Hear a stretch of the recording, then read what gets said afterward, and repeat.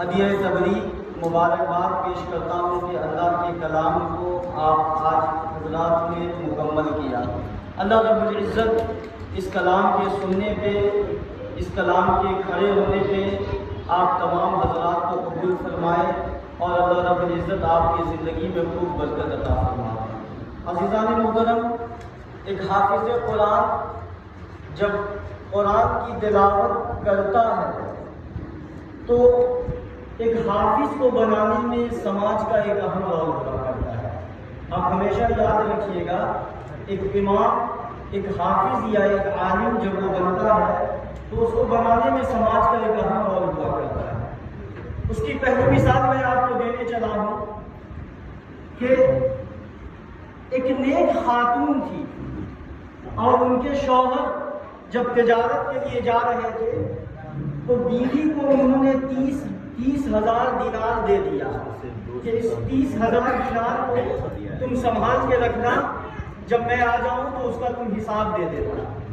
وہ خاتون کے شوہر تجارت کے لیے چلے گئے۔ تقریباً 14-15 سال کے بعد جب واپس آئے تو بیوی سے حساب مانگا، آتے ہی بیوی سے حساب و کتاب مانگا، 30,000 دینار کہاں چلا گیا؟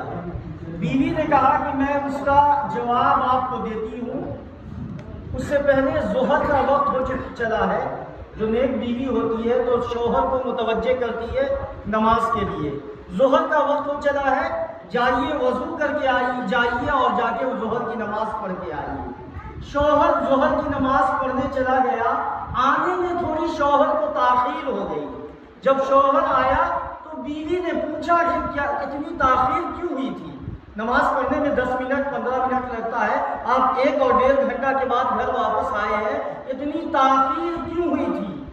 شوہر نے کہا کہ میں نماز پڑھ کے جیسے ہی باہر آنے لگا، ایک جوان شخص تھا جس کے چہرے پہ داڑھی تھی اور سر پہ پگڑی تھی اور بڑے خوبصورت انداز میں اللہ کے رسول کی حدیث کو بیان کر رہا تھا، اللہ کے رسول کے حدیث کو بتا رہا تھا، قرآن کی تلاوت کر رہا تھا، لوگوں کو برائیوں سے روک رہا تھا، بھلائیوں کی طرف بلا رہا تھا۔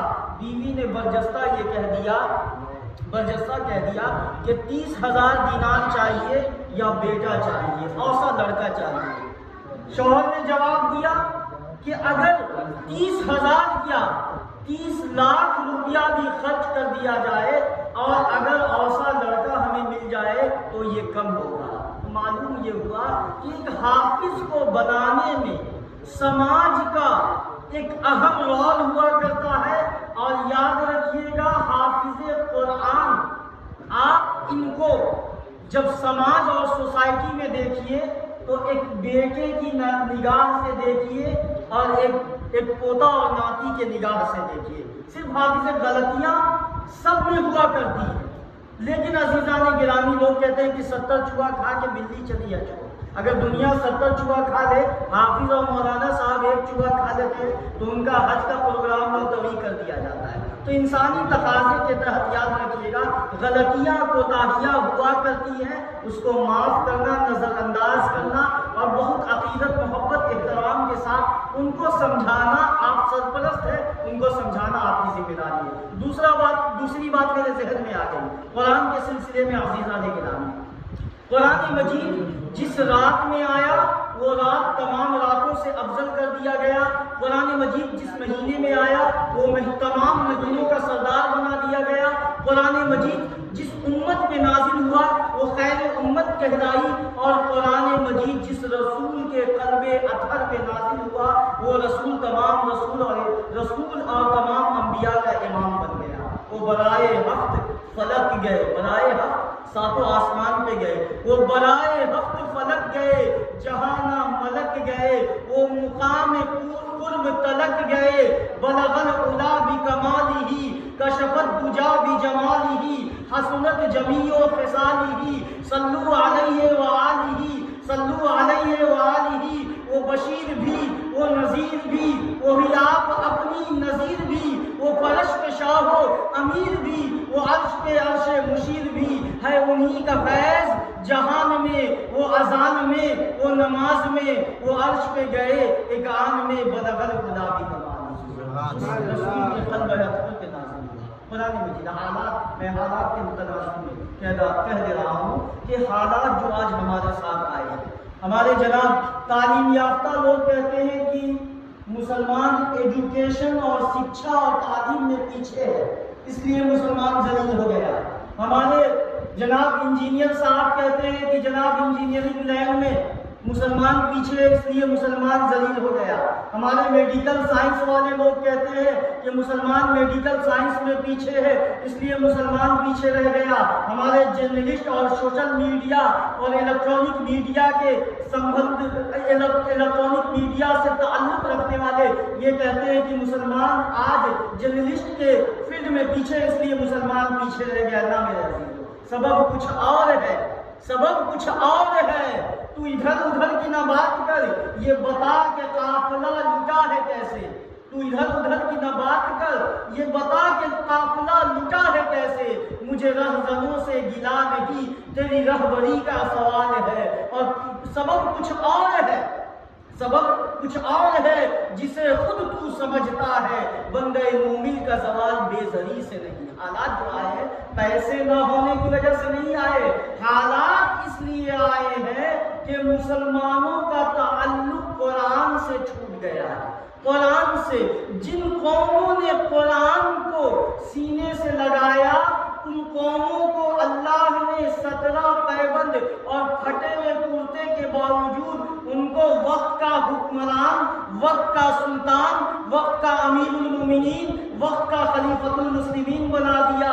اور ہمارے پاس الحمدللہ سرمایہ ہونے کے باوجود آج پوری دنیا میں ہم ذلیل ہو گئے ہیں۔ معلوم یہ ہوا ہے کہ قرآن سے ہمارا تعلق ٹوٹ گیا ہے۔ اور ابھی میں افطار کے بعد ایک اسکالر، بڑے اسکالر کا ایک قلم کو پڑھ رہا تھا۔ مسلمانوں کی ایک وجہ تو یہ ہے تنزلی کی، دوسری وجہ اس نے لکھا ہے مسلمانوں کی تنزلی کی۔ اس نے فار ایگزامپل مثال دیا، ایک بڑا اسکالر تھا جو مسلمانوں کا ہمدرد تھا، اس نے مثال دیا، اور مثال کس سے دیا ہے؟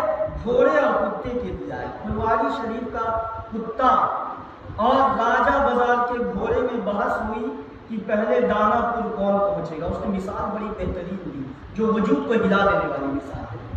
پھلواری شریف کا کتا اور راجہ بازار کا گھوڑے میں یہ بحث ہوئی کہ دانا پور پہلے کون پہنچے گا۔ کتے نے کہا ہم پہنچ جائیں گے۔ ریسنگ شروع ہو گئی، جناب سیٹی بج گئی، کتا یہاں سے چلا اور گھوڑا بھی چلا، دونوں چل رہا تھا۔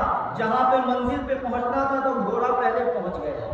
جب کتا سے پوچھا گیا تم کیوں نہیں آئے ابھی تک بھائی، کیوں نہیں آئے؟ کہا کہ جناب میں تو نکلا پھلواری سے، جیسے چوراہا پہنچا تو وہاں پہ اس گلی کے چوراہے کے کتے نے میرے اوپر بھونکنا شروع کیا، جان بچا کے دائیں بائیں مارا۔ پھر جیسے ہی چوراہے سے آگے گزرا ہوں تو جناب ٹمٹم پڑاؤ پہ کتے نے لپکنا شروع کیا، کیسے کیسے جان بچا کے وہاں سے نکلنا شروع کیا۔ یہی اسکالر کا وہ کہنا ہے کہ مسلمانوں کے جو آج حالات ہیں، ہم نہ کسی غیروں سے لڑ رہے ہیں، آج ہمارے ساتھ سیم حالات ہیں۔ آج سماج کو اٹھا کے دیکھیں، معاشرے کو اٹھا کے دیکھیں۔ جناب آپ مکان بنائیے نا، 14 لوگ آ کے آپ کے پڑوسی تنگ کریں گے۔ جناب آپ ترقی کیجئے نا، جس طرح کتے کے اندر بھونکنے کی فطرت ہے، دوسرے گلی میں دوسرا کتا نہیں جا سکتا ہے، وہی حالات۔ وہ اسکالر، ایک رائٹر، گولڈ میڈلسٹ یہ لکھ رہا ہے مسلمانوں کے جو حالات آئے ہیں، سیم یہی ایگزامپل دیا ہے۔ اگر ایک بھائی بڑھنا چاہتا ہے تو ہم اس کے پیچھے لگ جاتے ہیں اور وہ ترقی کے بجائے تنزلی میں گر جاتا ہے۔ اس لیے عزیزان گرامی، قرآن محبت کا راستہ آپ کو بتا رہا ہے۔ قرآن نے ہمیں جو ترقی کا راستہ بتایا ہے، نصرکم اللہ ببدر وانتم اذلہ، تم تھوڑے سے، تم 313 تھے، لیکن تم نے پوری دنیا کو یہ ثابت کر دیا کلاشنکوف سے، AK-47 سے، جناب رائفل سے، پاور سے، طاقت سے نہیں ہوتا ہے۔ جن قوموں کا تعلق اللہ سے ہوتا ہے، اللہ اس قوم کو بلند کر دیا کرتی ہے۔ تو ہماری ضرورت ہے کہ اس وقت اپنے سماج کے اندر محبت کو پیدا کریں۔ برادری کی جنگ کو چھوڑ دیجئے جناب، آج کفر متحد ہو چکا ہے۔ آج مسلمان ایک کعبہ کو ماننے والے، یوں تو سید بھی ہو، مرزا بھی ہو، افغان بھی ہو، پٹھان بھی ہو، یہ بتاؤ کہ تم مسلمان بھی ہو۔ یہ جو علامہ اقبال نے ہمارے ضمیر کو للکارا ہے، تو آج ہمارا تعلق جو یہ برادری کی جنگ ہے، محلے کی جنگ ہے، جناب پڑوسیوں کی جنگ ہے، اس کو چھوڑ دے اور اس رمضان میں ختم کلام پاک کے سلسلے میں ہم آج سے محبت کی اور محبت کے ساتھ ساتھ اخلاق کی پیدا کرے۔ پڑوسی سے پڑوسی نہیں بول رہا ہے، برائیاں ہی برائیاں ہیں، اس کو ہم ختم کرنے کی کوشش کریں۔ جب ہم ختم کریں گے تو انشاءاللہ قرآن کہہ رہا ہے وَأَنْتُمُ الْأَعْلَوْنَ إِن كُنتُم مُؤْمِنِينَ۔ آپس میں جھگڑو گے، سید پیٹھان کا کھیل کھیلو گے، جناب کمزوروں کو دباؤ گے، تم بزدل ہو جاؤ گے، تمہارے گھروں میں آ کے لوگ مار کے چلے جائیں گے۔ آپس میں محبت اگر رکھو گے تو تم کمزور اور کم تعداد ہونے کے باوجود دنیا میں غالب ہو جاؤ گے۔ عزیزان گرامی، یہ قرآن کا پیغام ہے اور قرآن کا پیغام ہے۔ اللہ سے دعا کیجیے کہ اللہ رب العزت ہمارے محلوں اور ہمارے سماج کے اندر اللہ محبت پیدا فرمائے۔ حیات باقی، ملاقات باقی، وما علینا الا البلاغ۔